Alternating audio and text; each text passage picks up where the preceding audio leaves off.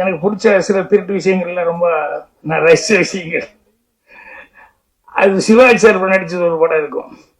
ஒரு ஆள் வர்றான், நகை பணம் எல்லாம் எடுத்துட்டு வர்றான், அதை திருடணும், நாளைக்கு ஏதாவது நைட் டைம்ல போய் எல்லாம் திருடலாம் அப்படின்னு சொல்லும்போது, இதெல்லாம் காலையில 10:30 மணிக்கு தான் அவன் எடுத்துட்டு கடைக்கு வர்றான், 10:30 மணிக்கே திருடிடுறான், இங்க அந்த ரோட்லயே திருடிடலாம் அப்படின்னு.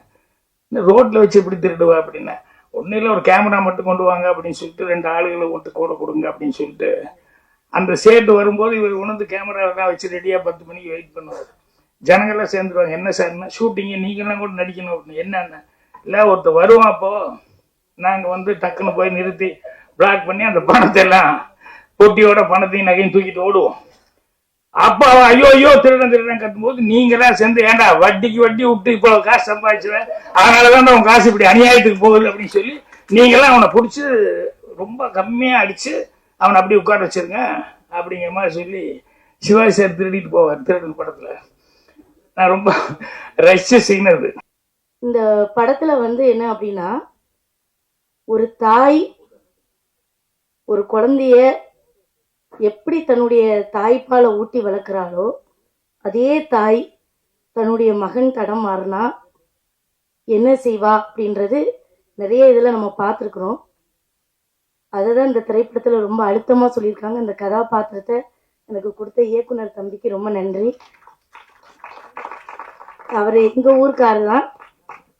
எப்போவுமே பொதுவாக நிறைய பேசணும்னு நினைப்பேன். இன்னைக்கு நிறைய சிறந்த பேச்சாளர்கள்லாம் இருக்கிறதுனால எனக்கு கொஞ்சம் பயமாக இருக்குது. ஏன்னா பாக்கியராஜ் சார் இருக்கிறாங்க, தியாகராஜ் சார் இருக்காங்க. இவங்க முன்னாடி இன்னைக்கு நான் பேசுகிறேன் அப்படின்னு சந்தோஷம். இன்னொன்று, அம்பிகா மேம் இருக்காங்கல்ல, எங்கள் வீட்டுக்கார அவியலை பார்த்தோடனே கடும் சந்தோஷம் இருக்கு. சரி, ஏதோ எல்லாரும் முடிஞ்ச சின்ன உதவி. வாழ்க்கையில் அவங்களெல்லாம் நம்ம பார்க்க முடியுமா இன்னைக்கு? மேடம் ரொம்ப சந்தோஷம் மேடம், ரொம்ப மன திருப்தி எங்களுக்கு. ஏன்னா இப்படி ஒரு மேடையில் நின்று நடிகர்கள் முன்னாடியெல்லாம் உட்காந்து மைக்கில் பேசுறது எனக்கு ரொம்ப சந்தோஷமா இருக்கு.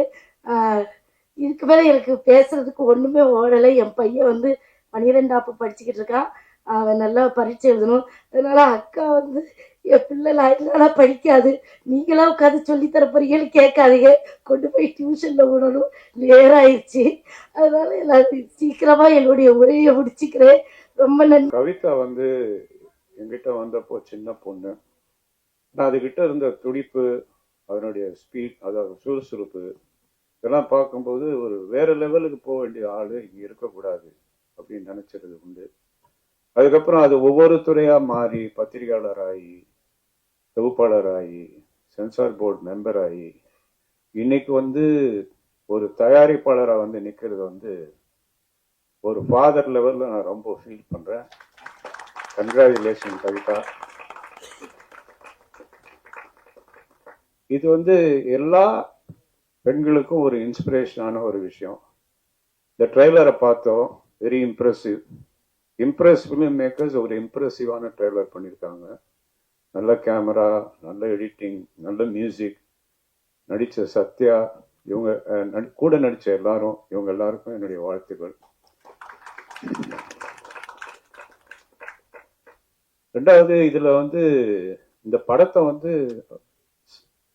சக்தி ஃபிலிம் ஃபேக்டரி ரிலீஸ் பண்றான்னு சொன்னாங்க. அவரு நார்மலா எல்லா படத்தையும் வாங்கி ரிலீஸ் பண்ண மாட்டாரு. அந்த படத்துல ஏதாவது கண்டென்ட் இருக்கணும், ஏதாவது விஷயம் இருக்கணும், வியாபார ரீதியாக அது மிகப்பெரிய வெற்றி அடையும் அப்படின்னு தோணுனா மட்டும்தான் அந்த படத்தை பண்ணுவார். அந்த லெவலில் இந்த படத்தை அவர் பண்ணியிருக்காருன்னா, அந்த படத்தில் கண்டென்ட் அதை விரும்பி அவர் ரிலீஸ் பண்ணுறாரு.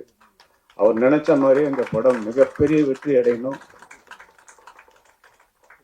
கவிதா கண்டினியூஸாக படங்கள் பண்ணணும். நிறைய பேர் கவிதா சொன்ன மாதிரி நிறைய யங்ஸ்டர்ஸ்க்கு, சின்ன தயாரிப்பாளர்களுக்கு உதவி பண்ணுங்கிற ஒரு எண்ணம் நல்ல எண்ணம். தானு சார் இருக்காருங்க, நிறைய சின்ன ப்ரொடியூசர்ஸ்க்கெல்லாம் நிறைய ஹெல்ப் பண்றவர். கவிதாவுக்கு சின்ன வயசுல நிறைய படங்களுக்கு தொகுப்பாளராக சான்ஸ் கொடுத்தவர். அதே மாதிரி ஒரு இன்ஸ்பைரிங் டைரக்டர், ஆக்டர் யாருன்னா பாக்கியராஜ் சார். நாங்களாம் சின்ன வயசுல அவருடைய படங்களை பார்த்து இன்ஸ்பயர் ஆனது உண்டு. அவங்கெல்லாம் இங்க கவிதாவுக்கு வாழ்த்து வந்திருக்காங்கன்னா கவிதா மேல உள்ள ஒரு பிரியம். அதே மாதிரி அம்பிகா, அடுத்தது ரம்பா, இவங்கெல்லாம் கவிதாவோட டிராவல் பண்ண நல்ல நல்ல உள்ளங்கள். இவங்களுக்கெல்லாம் நான் தேங்க்ஸ் சொல்லிக்கிறேன். கவிதா மேலும் மேலும் நிறைய படங்கள் எடுத்து நல்ல கதைகளை சின்ன படமாகவே எடுக்கட்டும், பெரிய படங்கள் எடுக்க வேண்டாம். அந்த படங்களை வெற்றி அடைய செய்யறதுக்கு சக்தி இருக்கு அவரு கூட. அந்த சக்தியை உபயோகப்படுத்தி பெரிய படங்களாக்குங்க. அப்புறம் நீங்க வந்திருக்கிற இடம் வந்து பத்திரிகை உலகம். அவங்க உங்களை கைவிட்டுற மாட்டாங்க. நல்லா இருக்கிற விஷயங்களை மட்டும்தான் நல்லா இருக்குன்னு எழுதுறவங்க. இந்த படம் கண்டிப்பா நல்லா இருக்கும் அப்படிங்கிறது ஒரு நம்பிக்கை. அதை வந்து பெரிய லெவலுக்கு கொண்டு போறது உங்க கையில இருக்கு. உங்க எல்லாருக்கும் நான் அட்வான்ஸ் தேங்க்ஸ் சொல்லிக்கிறேன். இந்த ஃபங்க்ஷனுக்கு என்னை அழைத்து இங்கே உங்களோட இருக்க வைத்ததற்கு ரொம்ப மகிழ்ச்சி, நன்றி, தேங்க்யூ. பத்திரிகையாளர்கள் நிறைய பேர் எனக்கு ஃப்ரெண்ட்ஸுங்க இருக்காங்க. நிறைய பேர் எத்தனையோ வருஷமா பார்த்துக்கிட்டு இருக்கிறாங்களே எல்லாம் இங்க பார்க்கும்போது ரொம்ப சந்தோஷமா இருக்கு. கொஞ்சம் ஃபீல் பண்ண வைக்கிற அளவுக்கு எழுதுறவங்க இருந்தாலும் எனக்கு பிடிச்ச நிறைய பேர் இங்க இருக்கிறாங்க. அதுல ஒருத்தங்க கவிதா. அதுலயும் பீயிங் எ லேடி, அவங்க வந்து சொல்லும்போது ரொம்ப பெருமையா இருந்துச்சு. ஃபர்ஸ்ட் ப்ரொடியூசர் அப்படின்னு சொல்லும்போது என்னை பொறுத்த வரைக்கும் இது ஒரு சின்ன படமா எனக்கு தெரியல. அதாவது பெரிய படத்துல செலவு பண்ண வேண்டிய காசை கம்மி பண்ணி நம்மளால முடிஞ்ச அளவுக்கு பண்ணி இந்த படத்தை பெருசா மாத்துறோம். So it's not a small film, it's a big thing. ஒரு தியாக சொன்ன மாதிரி இந்த மாதிரி நிறைய படங்கள் அவங்க பண்ணணும். படங்கள் ஹிட் ஆகும். இதுல வந்து ட்ரெய்லர் பார்க்கும்போது எனக்கு பிடிச்ச ஒரு டயலாக் அது இருந்ததுன்னா, அன்னைக்கு நான் கவிதா கிட்ட சொன்னேன், இருக்கிறவங்க எல்லாம் கெட்டவங்க தான், அது முடிச்சுட்டு 2 ரகம், ஒண்ணு வந்து மாட்டிக்கிறவங்க, ஒண்ணு வந்து மாட்டிக்காதவங்க. எனக்கு அந்த டயலாக் ரொம்ப பிடிச்சிருக்கு. அது இல்லாம இதுல பண்ணிருக்கிற ஒவ்வொரு கேரக்டர்ஸும் அதுக்காக அவங்க செலக்ட் பண்ணிருக்கிற ஃபேஸஸ் பொருத்தமா இருந்த மாதிரி நான் ஃபீல் பண்ணேன். அதுல நடிச்சிருக்கிற எல்லாருக்கும் என்னோட வாழ்த்துக்கள். இந்த படம் பெரிய வெற்றி ஆகணும். அதுவும் இல்லாம வெற்றிகரமான ஒரு வழிக்கு கொண்டு போக வேண்டியது உங்க நண்பர்கள், பத்திரிகையாளர்கள் கொண்டு போகணும். அது நம்ம டியூட்டி மாதிரி நம்ம நினைச்சிட்டு இந்த ஃபங்க்ஷனுக்கு என்ன கூப்பிட்டதுக்கு மறுபடியும் நன்றி சொல்லிக்கிட்டு 100வது நாள் ஃபங்க்ஷனுக்கு மறுபடியும் பார்ப்போம். கவிதா சகோதரி வந்து எனக்கு மகள் என்று கூட சொல்லலாம். அவருடைய தமிழ் ஆர்வம் என்னை மிகவும் கவர்ந்த ஒன்று. அவர் மேடையில் பேசினால் அந்த சொல் புதிதாக இருக்கும், சொல்லின் பொருள் புதிதாக இருக்கும், சொல்லின் சுவை புதிதாக இருக்கும். அப்படிப்பட்ட கவிதா இந்த படத்தை தயாரித்திருக்கிறேன் என்று நேற்று முன்தினம் சொல்லும் போதுதான் நான் உண்மையிலேயே நெக்குருகினேன். ஏமா இது என்கிட்ட முதல்ல சொல்லியிருந்தா ஒன்று நிறைய வருஷத்துலேருந்து ஒன்று பொருளாதாரத்துல நிறைய மிச்சம் பண்ணி கொடுத்துருப்பேன், நீ இவ்வளோ லேட்டா சொல்றிய அப்படின்னு சொன்னேன். சார், இது எனக்கு என் சகோதரன் தான் இந்த படத்துல நடிக்கிறாரு, அதனால நீங்க வந்து வாழ்த்தணும்னு சொன்னாங்க. நீ எங்க சொன்னாலும் வரப்போறேன். ஒரு பெண்மணி ஒரு பத்திரிகையாளராக இருந்து கொண்டு பத்திரிகையுடைய உரிமையாளர்களுக்கு மிகவும் பாத்தியப்பட்ட ஒரு பெண்மணியாகத்தான் நான் இந்த பெண்ணு பார்க்கிறேன். தினமலர் ரமேஷ் சாரும் ஆதிமூலம் சாரும் என்கிட்ட பலமுறை இந்த பெண்மணியை தான் எனக்கு அனுப்பிச்சு வச்சு சில எண்ணங்களையும் எழுத்துக்களையும் சொல்வார்கள். அவர்கள் கோயில் திருப்பணிக்கு மிக பிரமாதமான ஒரு உற்ற துணையாக உற்றுழி உதவும் ஒரு நல்ல பெண்மணியாகத்தான் அவர் வாய்த்திருக்கிறார். அப்படிப்பட்டவர் இந்த படத்தை எடுத்திருக்கிறார். மிக சிறப்பான ஒன்று. நான் பாக்யராஜ் சாரை உண்மையிலேயே என்றென்றும் போற்றி மகிழக்கூடியவன். பக்கத்தில் இருக்கக்கூடிய ரம்பா வந்து 2000 கோடிக்கு சொத்துக்கு அதிபதி புருஷன். அவங்க வந்து இந்த மேடையில் உட்கார்ந்து இருக்கும்போது எனக்கு உண்மையிலேயே கண்கள் பணிக்கிறது.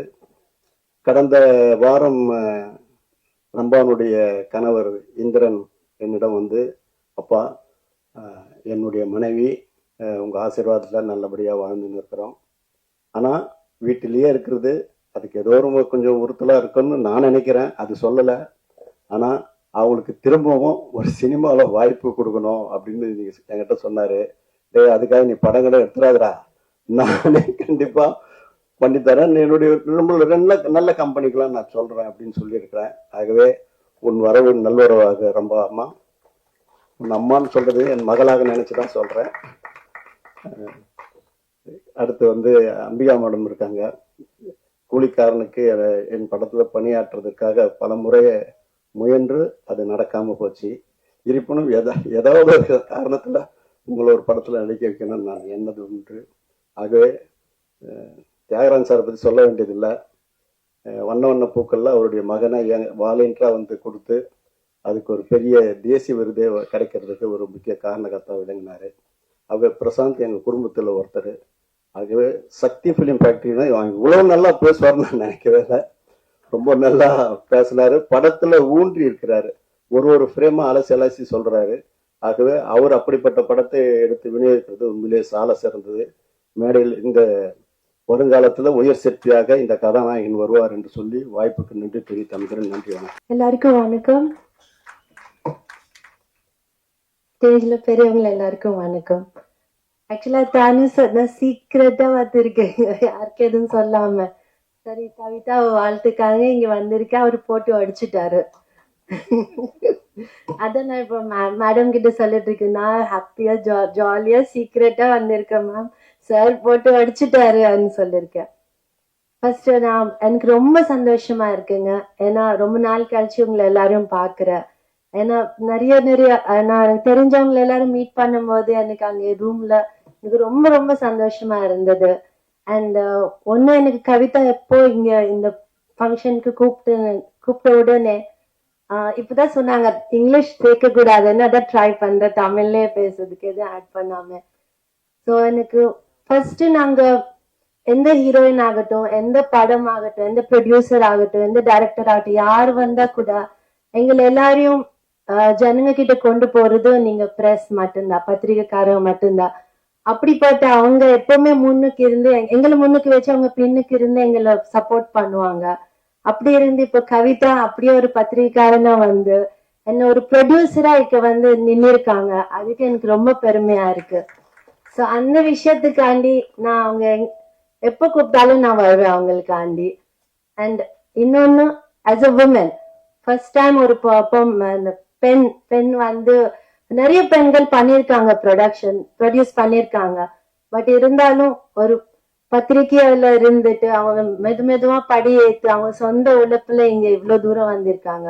அதுக்கு எனக்கு ரொம்ப பெருமையா இருக்கு. அண்ட் இன்னொன்னு, எல்லாரும் சொல்றாங்க சின்ன படம் பெரிய படம்னு. எனக்கு அதெல்லாம் தெரியல, எனக்கு ஒரு நல்ல படமா தான் தெரிஞ்சது. ஏன்னா ட்ரைலர் பார்த்தேன், அது வந்து ரொம்ப ஃபாஸ்டா, ரொம்ப நான் இப்ப இருக்கிற ட்ரெண்டுக்கு கூடி இருந்தது, அந்த மாதிரி இருந்தது. மியூசிக் ரொம்ப நல்லா இருந்தது, ஸ்கிரீன் பிளே, டிரெக்ஷன் எல்லாமே சூப்பரா இருந்தது ஒரு ட்ரெய்லர்லயே. சோ நான் படம் கூட நான் யோசிக்க முடியும் எவ்வளவு நல்லா இருக்கும்னு சொல்லி. அப்படியே நீங்க எல்லாருமே வந்து ஒரு நல்ல படத்து, எல்லா நல்ல படத்துக்கு எப்படி நீங்க சப்போர்ட் தருவீங்க, எப்படி ஜனங்களுக்கு முன்னாடி கொண்டு போவீங்க, அதே மாதிரி இந்த படம் கூட நீங்க அப்படி சப்போர்ட் பண்ணி ஜனங்களை முன்னாடி கொண்டு போய் நிக்கணும், வெற்றிகரமா பண்ணணும். All the very best to the whole team and நன்றி. ரீஎன்ட்ரி ரொம்ப அவர்கள் அது வந்து தானு சார் சொல்லிட்டு போனாரு. ரெடியா இருக்கிறேன், நானெல்லாம் ரெடியா இருக்கிறேன், வாங்க. அந்த மாதிரி இந்த படம் அவங்களுக்கு எல்லாருமே இவ்வளவு தூரம் ஒத்துழைப்பு கொடுத்து பண்றதுக்கு அவங்க கேரக்டர் அதுதான் ரொம்ப முக்கியம். அது வந்து எனக்கு அவங்க கேரக்டர் வந்து எத்தனை பேர் பத்திரிகையாளர்ல இருந்து எல்லாருமே வந்து சக நண்பர்கள் எவ்வளவு பேர் வந்து சும்மா ஒருத்தர் முன்னுக்கு வர முடியாது. எல்லாரும் ஆணுக்கு பின்னாடிதான் பெண்ணுமாங்க. இந்த பெண்ணுக்கு பின்னால பல ஆண்கள் இருக்கிறாங்க நிறைய பேர். அவங்க எல்லாருமே நல்ல விதத்துல சப்போர்ட் பண்ணியிருக்காங்க. அது எனக்கு ரொம்ப சந்தோஷமா இருக்கு. அப்புறம் இன்னொருத்தர் இவங்க பிரதர் கார்த்திக், எனக்கு பொறாமையா இருந்தது. இவர் வந்து அவரை சொல்ல, அவரை உடனே கூப்பிட, இது பண்ண அப்படின்னு உட்காருக்காரு. ஏன்னா எங்க அண்ணன் பேட் எடுத்துட்டே துரத்துவாரு. சினிமா டிராமான்னு சொன்னாலே கோயம்புத்தூர்ல சினிமா டிராமாவா அப்படின்ட்டு பெருசா தடி கிடி என்ன இருக்குதோ அதெல்லாம் எடுத்து துரத்துவாங்க. இதெல்லாம் நம்ம செய்யற வேலையா அப்படிங்கிற மாதிரி. அப்புறம் நான் சினிமாவுக்கு வந்ததுக்கு அப்புறம் தான் அக்செப்ட் பண்ணிக்கிட்டாங்க. ஆனா எனக்கு இப்போ பாருங்க, தம்பியை கொண்டு வரணும் அப்படிங்கிறதுக்காக வந்து அவர் எந்த அளவுக்கு சப்போர்ட் பண்ணியிருந்தா இதெல்லாம் கொடுக்கணும். அவங்க ஒரு பெரிய சப்போர்ட்டு, கவிதா ஒரு பெரிய சப்போர்ட்டு. அப்புறம் அந்த மெட்ரோ படத்துல நான் பார்த்தேன், அதுல கொஞ்சம் ஒரு ஒரு நல்ல ஃபோர்ஸான ஒரு கேரக்டரா வந்து பண்ணியிருப்பாரு. இங்க பார்த்தா அதுக்கு சம்மந்தமே இல்லாம உட்காந்துருக்க, என்னை விட இன்னசென்டா உட்காந்துருக்க, எதுவுமே பேசாத அளவுக்கு சைலண்டா. நான் வந்ததுலேருந்து அந்த படத்தில் நான் பார்த்ததே வேற மாதிரி இருந்தது. இது என்னடா இந்த படத்தில் இப்படி இருக்கு அப்படின்னு. ஸோ உங்களுக்கு உங்கள் பிரதரு சிஸ்டர் எல்லாமே கிடைச்சது உங்களுக்கு ஒரு பெரிய கொடுப்பினை. அப்புறம் இந்த படத்தில் இன்னைக்கு இசை வெளியீட்டு இது டெய்லர் வெளியீட்டு விழாங்கிறதுனால ஜோவன் முதல் கொண்டு கேமராமேன் முதல் கொண்டு இதில் பணியாற்றின எல்லாத்துக்குமே என்னுடைய வாழ்த்துக்களை வந்து தெரிவிச்சுக்கிறேன். இது இம்ப்ரெஸ் அப்படின்னு சொல்லி கம்பெனி இம்ப்ரெஸ் ஃபிலிம் ஃபேக்டரி அப்படின்னாங்க. டைட்டில் ரொம்ப இம்ப்ரெஸ்ஸாக தான் இருக்குது. நல்லா ராபர் அப்படின்னு சொல்லி சொல்லக்கூடியது. என்னென்னா திருடன் அப்படின்னு சொல்லும்போது எனக்கு வரும்போது அப்படி யோசிச்சுக்கிட்டே வந்தேன். எனக்கு பிடிச்ச சில திருட்டு விஷயங்கள்லாம் ரொம்ப நான் ரசித்த விஷயங்கள். அது சிவாஜி சார் நடிச்சது ஒரு படம் இருக்கும். ஒரு ஆள் வர்றான், நகை பணமெல்லாம் எடுத்துகிட்டு வர்றான், அதை திருடணும், நாளைக்கு ஏதாவது நைட் டைமில் போய் எல்லாம் திருடலாம் அப்படின்னு சொல்லும்போது, இதெல்லாம் காலையில் 10:30 மணிக்கு தான் அவன் எடுத்துகிட்டு கடைக்கு வர்றான், 10:30 மணிக்கே திருடிடுறான், இங்கே அந்த ரோட்லேயே திருடிடலாம் அப்படின்னு. இந்த ரோட்டில் வச்சு எப்படி திருடுவா அப்படின்னா, ஒன்றும் இல்லை ஒரு கேமரா மட்டும் கொண்டு வாங்க அப்படின்னு சொல்லிட்டு 2 ஆளுகளை ஒட்டு கூட கொடுங்க அப்படின்னு சொல்லிட்டு அந்த சேட்டு வரும்போது இவர் உணர்ந்து கேமராவெல்லாம் வச்சு ரெடியாக 10 மணிக்கு வெயிட் பண்ணுவார். ஜனங்கள்லாம் சேர்ந்துருவாங்க. என்ன சார்னா ஷூட்டிங்கு நீங்களாம் கூட நடிக்கணும் அப்படின்னு. என்னென்ன இல்லை ஒருத்தர் வருவான், அப்போ நாங்கள் வந்து டக்குன்னு போய் நிறுத்தி பிளாக் பண்ணி அந்த பணத்தை எல்லாம் பொட்டியோட பணத்தையும் நகையும் தூக்கிட்டு ஓடுவோம். அப்போ அவன் ஐயோ ஐயோ திருடன் திருடன் கத்தும் போது நீங்களாம் சேர்ந்து ஏன்டா வட்டிக்கு வட்டி விட்டு இப்போ காசு சம்பாதிச்சுவேன், அதனாலதான் அவன் காசு இப்படி அநியாயத்துக்கு போகுது அப்படின்னு சொல்லி நீங்களாம் அவனை பிடிச்சி ரொம்ப கம்மியாக அடிச்சு அவனை அப்படி உட்கார வச்சிருங்க அப்படிங்கிற மாதிரி சொல்லி சிவாஜி சார் திருடிட்டு போவார் திருடன் படத்தில். நான் ரொம்ப ரசிச்ச சீன் அது. புத்திசாலித்தனம் இருந்தது, அதே நேரத்தில் ப்ரெசன்ஸ் ஆஃப் மைண்ட் யூஸ் பண்ணி பண்ணுறது. இதே மாதிரி ரியல் லைஃப்பில் கூட ஒன்று சொல்லுவாங்க. என்னென்னா இன்கம் டேக்ஸ் வந்து எல்லாருமே பேஜர் ஆகிடுவோம் இல்லையா, திடீர்னு வந்து நிற்கிறாங்க அப்படிங்கும்போது அது எம்ஆர்ஆர் வீட்டுக்கு ஒரு தடவை இன்கம் டேக்ஸ் ஆஃபீஸர் வந்துட்டாங்க. வந்து என்ன அதுதான் இன்கம் டேக்ஸ் நாங்கள் அப்படின்னா ஒரு 4-5 பேர் உடனே எம்ஆர்ஆர் வெளியே வந்து ஐயோயோ ஐயோன்னு கத்தினாரு. வீதியில எல்லாம் எம்ஆர்ஆர் ரோட்ல வந்து ஐயோன்னு கத்தி, என் வீட்டுக்குள்ள திருடம் வந்துட்டு என்ன கத்தியை காட்டு மிரட்டுறா நீங்களாம் காப்பாற்றணும் ஜனங்க. நம்ம எம்ஆர்ஆர் வீட்டுல உடனே எல்லாம் பூந்து அடி. இன்கம் டேக்ஸ் எனக்கு அடி விழுந்துருக்கு. இவரு பொட்டி படிக்கிற என்னென்னலாம் வச்சிருக்காரு அதெல்லாம் பத்திரமா கார்ல எடுத்து வச்சு சேஃப்டியா கொண்டு போயிட்டாரு வெளியே. அன்னைக்கு இன்கம் டேக்ஸ் அன்னைக்குதான் அதுல இருந்தா போலீஸ் இல்லாம எந்த வீட்டுக்கும் இன்கம் டேக்ஸே போகக்கூடாதுன்னு அன்னையில இருந்தா போலீஸே வந்து இது பண்ண ஆரம்பிச்சாங்க அப்படின்னா. அந்த மாதிரி திருடர்கள் அப்படின்னு சொன்னோம்னா அதுக்கு ஒரு பிரெயின் வேணும், வித்தியாசமா என்ன திருடலாம் அப்படின்னு சொல்லிட்டு. அப்ப நானே நினைச்சு பார்த்துக்குவேன். என்னன்னா இந்த முதல்ல திருடுறவன் வந்து அவன் கெட்டிக்காரத்தனம், என்ன எவ்வளவு சேஃப்டியா வைக்க முடியுமோ எல்லாமே சேஃப்டியா வச்சிருப்பாங்க.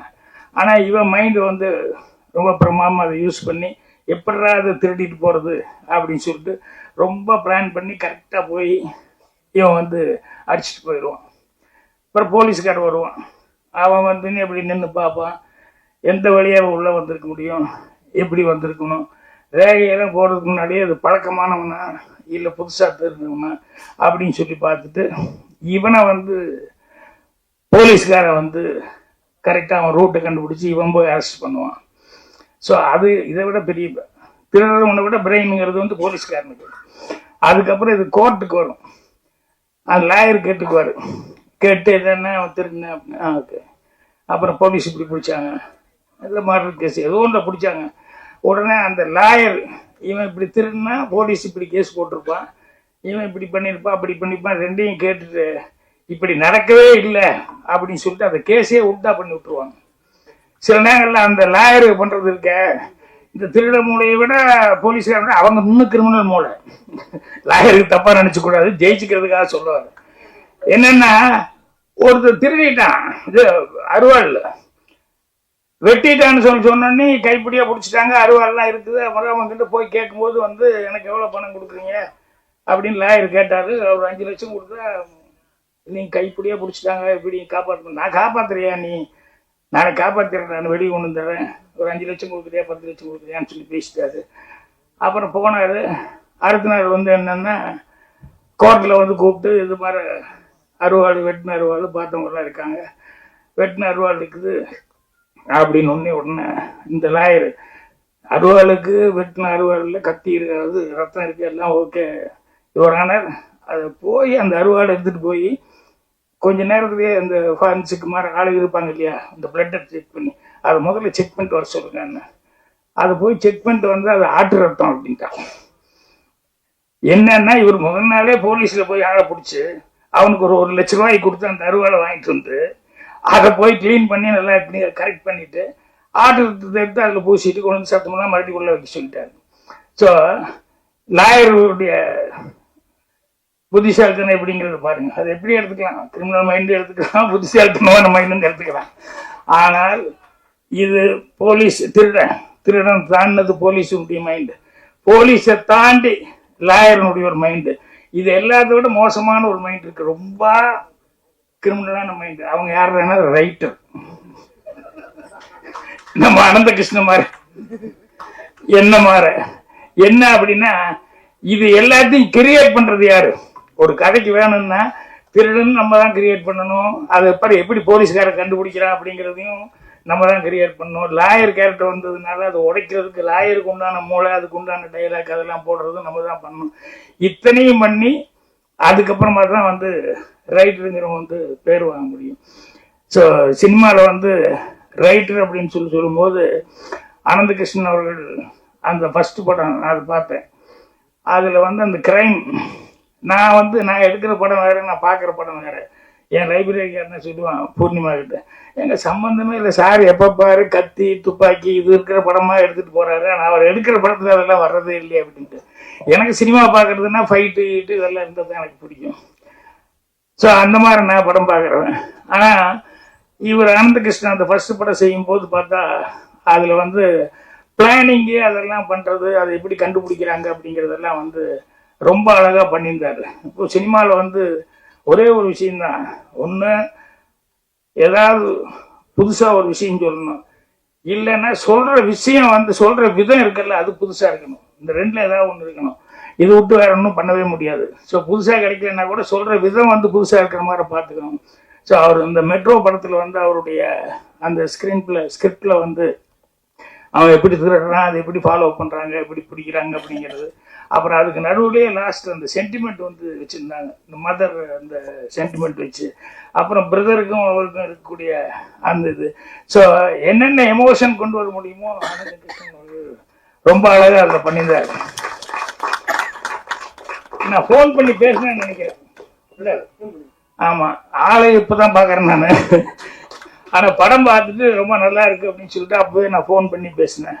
ஸோ இதில் வந்து இப்போ ராபர் அப்படின்னு சொல்லி டைட்டில் வச்சிருக்காருங்க போது நிச்சயமாக நிறைய ராபர் சம்மந்தப்பட்ட விஷயங்கள்ல அதில் என்னென்னா சுவாரஸ்யம் வந்து அதிகமாக இருக்கும்.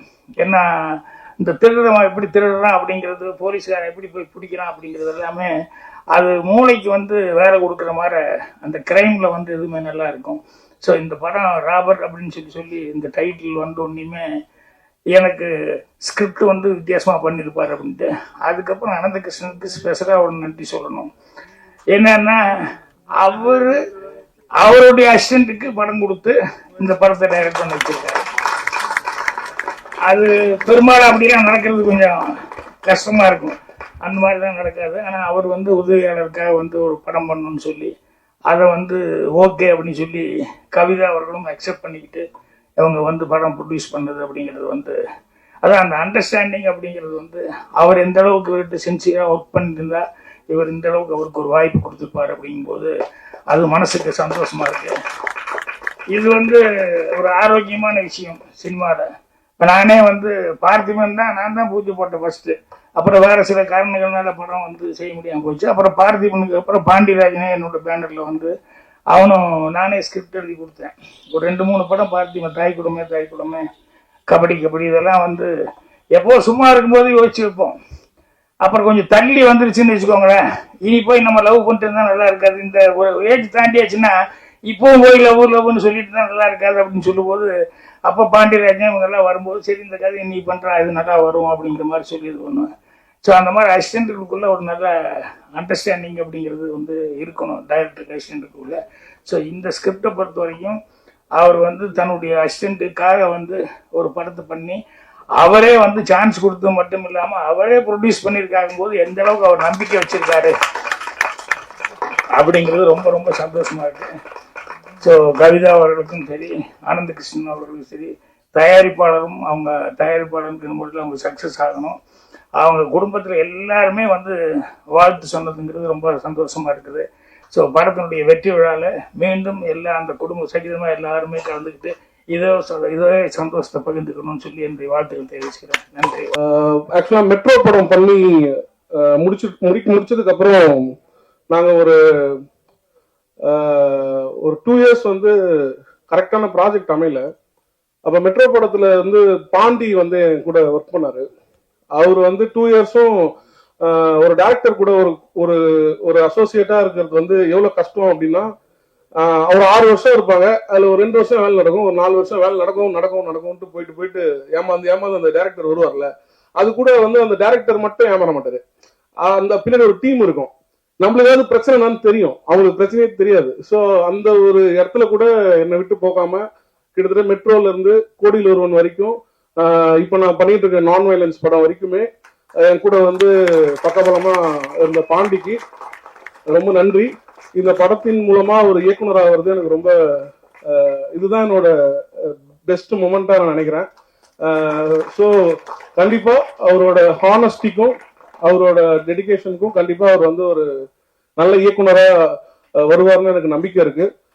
நான் வந்து எல்லா ப்ரெஸ் மீட்லயுமே என்ன ரெகுலரா பாக்குறவங்களுக்கு தெரியும், நான் ஒண்ணு சொல்லுவேன் என்னன்னா, நான் வந்து பிரஸ் நம்பி மட்டும் தான் படம் எடுக்கிறேன். நிறைய பேர் கேட்பாங்க மெட்ரோ ஹிட் நீங்க என்ன பெரிய ஹீரோ வச்சே படம் பண்ண மாட்டீங்க அப்படின்னு. அது வந்து என்னன்னா, பிரஸ் நம்பி படம் எடுக்கிறேன், என் இஷ்டத்துக்கு நான் வேலை செய்வேன், அந்த இஷ்டம் கரெக்டா இருக்கா இல்லையான்னு பிரஸ் எனக்கு வந்து என்கரேஜ் பண்ணுவாங்க. அது மூலயமா எனக்கு நிறைய வியூவர்ஷிப் கிடைக்குது, நிறைய ஆடியன்ஸ் கிடைக்கிறாங்க, நான் படம் பண்றேன் ரெகுலரா அப்படின்ட்டு தைரியமா சொல்லுவேன். இதை வந்து கோடியில் ஒருவன்லயும் சொன்னேன், இப்பயும் அதுதான் சொல்றேன். எனக்கு கொடுத்த அதே ஆதரவை பாண்டிக்கும் கொடுப்பீங்கன்னு நான் நம்புறேன். அண்ட் இந்த படத்தோட சினிமாட்டோகிராஃபர் NS உதயகுமார், அவரும் என்னோட எல்லா படங்களும் பண்ணவர். அண்ட் நாங்க வந்து இந்த படம் ஷூட் பண்ணும்போது அவங்க ஷூட் பண்ற டீம் வந்து டோட்டலாவே ஒரு கொரில்லா ஃபோர்ஸ் மாதிரி தான் ஒர்க் பண்ணுவாங்க. ஏன்னா அந்த படம் ஃபுல்லா ஒரு பர்டிகுலர் டேல OMR பக்கம் போயிட்டு இருக்கும்போது, நான் OMR பக்கம் ரெகுலரா வீடு அங்கதான் இருக்கு, போகும்போதெல்லாம் முன்னாடி நிறைய ஸ்நாச்சிங்ஸ் நடந்துட்டே இருக்கும் பல வருஷத்துக்கு முன்னாடி. அப்ப காவல்துறை என்ன பண்ணாங்கன்னா, சிசிடிவி வந்து போட்டா இதை கண்ட்ரோல் பண்ணலான்ட்டு மெயினா வந்து சிசிடிவின்றது இந்த ரோட் கிரைம்ஸ் வந்து நடக்கக்கூடாது அப்படின்னு கண்காணிக்கிறதுக்கு தான் போட்டாங்க. அதுலயும் சில டீம் ஒன்று உருவாகி என்ன பண்ணாங்கன்னா, எங்கெங்கெல்லாம் சிசிடிவி இல்லையோ, எங்கெங்கெல்லாம் சிசிடிவி ஒர்க் ஆகலையோ, இதை வந்து ஒரு பிளான் போட்டு இது ஒரு மாடஸ் ஆப்பரண்டி மாதிரி இது ஒரு வழிமுறைப்படுத்தி ஒரு கேங் வந்து கொள்ளடிச்சிட்டு இருந்தாங்க. அப்ப அந்த கேங்கை பிடிச்சிட்டாங்க. ஸோ அந்த கேங்கோட வழிமுறை, இந்த கிரைம் பண்ற வழிமுறைனா, ஒரு 5 வருஷத்துக்கு முன்னாடி வந்து சிசிடிவி பெருசா கிடையாது, இப்ப டோட்டலா சிசிடிவி வந்துருச்சு. இருந்தாலும் அதுல வந்து இந்த கிரைமை கரெக்டா பண்ணணும் அப்படின்ட்டு அவங்க போடுற அந்த பிளானு, அதுக்கு பின்னாடி இயங்குற கேங்கு, அதுக்கு பின்னாடி இருக்கிற எல்லா விஷயத்தையும் வந்து மெட்ரோ ஆல்ரெடி ஒரு எக்ஸ்ட்ரீம் சொல்லிட்டோம். அது வந்து ஒரு தீஃப பத்தின கதை. தீஃப்னா ஒருத்தவன் போறான், அவன் முகத்தை காட்டாம செயினை ஸ்நாச் பண்ணிட்டு காணாம போயிடுவான். ராபர் வந்து தீஃப் வேற, ராபர் வேற. ராபர் வந்து நின்னு பயத்தை காட்டி அவன் வந்து ஒரு ஹார்ம்னஸ் பண்ணி அதுக்கப்புறம் அந்த நகையை திருடிட்டு போவான். ஸோ இதுதான் தீஃபுக்கும் ராபருக்கும் இருக்கிற வித்தியாசம்னு மெட்ரோலயே சொல்லியிருப்போம். ஸோ அது ஒரு தீஃபோட கதை, இது ஒரு ராபரோட கதை. இந்த படத்துல வந்து மியூசிக் பண்ண என்னோட ஃப்ரெண்ட் ஜோஹன், அவரும் மெட்ரோ படத்தோட மியூசிக் டைரக்டர் தான். ரொம்ப இன்டென்ஸான ஒரு பிஜிஎம் பண்ணியிருக்காரு. ரொம்ப சந்தோஷம்.